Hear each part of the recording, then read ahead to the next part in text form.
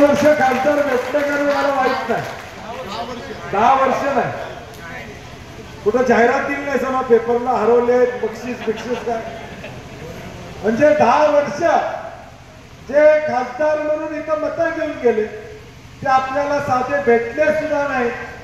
आज तुमच्या घरातली मुलगी, तुमची बहीण या नात्यानं प्रणिती तुमच्या पुढे आलेली आहे। आता तुमची जबाबदारी आहे, सोलापूरकरांची जबाबदारी आहे, हा सोलापूर जिल्हा कुठल्या बाजूने जातो हा निर्णय येणाऱ्या 7 तारखेला आपल्याला त्या ठिकाणी घ्यावा लागला। अनेक अडचणीचा ओळख प्रणितीताईंनी केलेला आहे आणि आम्हाला विश्वास आहे, आम्ही मंत्री म्हणून आम्ही तसे आम्ही काम केलं। नेहमी प्रणितीताईंनी आपल्या मतदारसंघाच्या विकासाची कामं घेऊन येण्याची भूमिका आमदार म्हणून सातत्याने त्या ठिकाणी स्वीकारली आणि म्हणून एक शिकलेल्या, बोलणाऱ्या, अनुभव असणारा खासदार आज आपल्याला मिळणार आहे।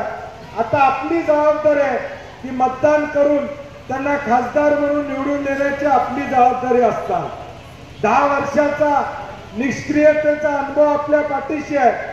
आता पुढच्या 5 वर्षाचा, 10 वर्षाचा, 20 वर्षाचा पुढच्या काळातला विकासाचा अनुभव आपल्याला घ्यायचा असेल तर फक्त आणि फक्त प्रणितीताईच खासदार झाल्या पाहिजे, ही भूमिका आपल्याला त्या ठिकाणी स्वीकारावी लागेल। आज तालुक्यातले अनेक प्रश्न आहेत। राज्यात गेल्या 2 वर्षापूर्वी आलेलं सरकार हे फोडाफोडीचं आलेलं सरकार, दुधाचं अनुदान जाहीर केलं, गाईच्या दुधाचं किती लोकांना मिळालं मला माहित नाही, मिळालं का?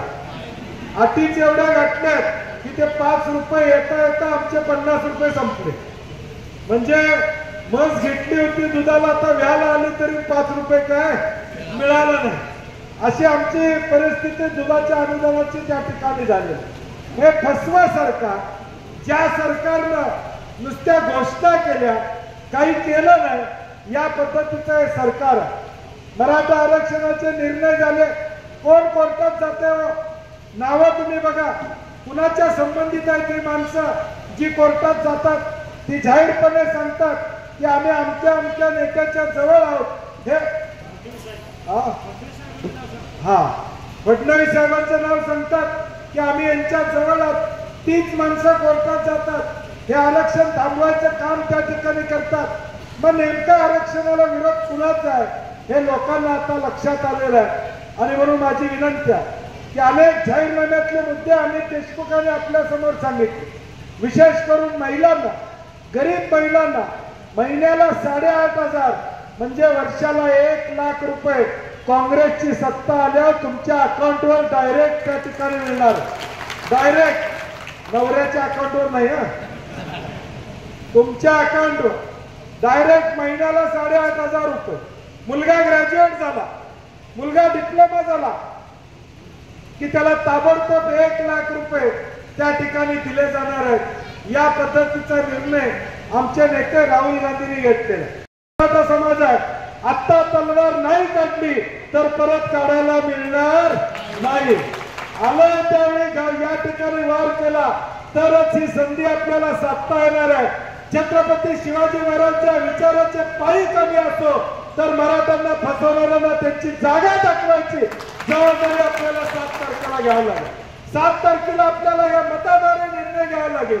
आम्ही जर बटन योग्य दाबलं नाही तर त्यांना वाटेल की आम्ही जे करतोय ते बरोबर आहे, मराठा आरक्षणामध्ये आम्ही जो काही खेळ खंडोबा केलेला आहे तो बरोबर आहे, हे त्यांना वाटण्याची शक्यता नाकारता येत नाही। आणि म्हणून माझी तुम्हा सगळ्यांना विनंती आहे, ज्या लोकांनी मराठा आरक्षणाला विरोध केला, समाजामध्ये तेढ आणण्याचं काम ज्या लोकांनी केलं, त्यांना त्यांची जागा दाखवून देण्याचं काम येणाऱ्या 7 तारखेला आपल्याला करावं लागेल।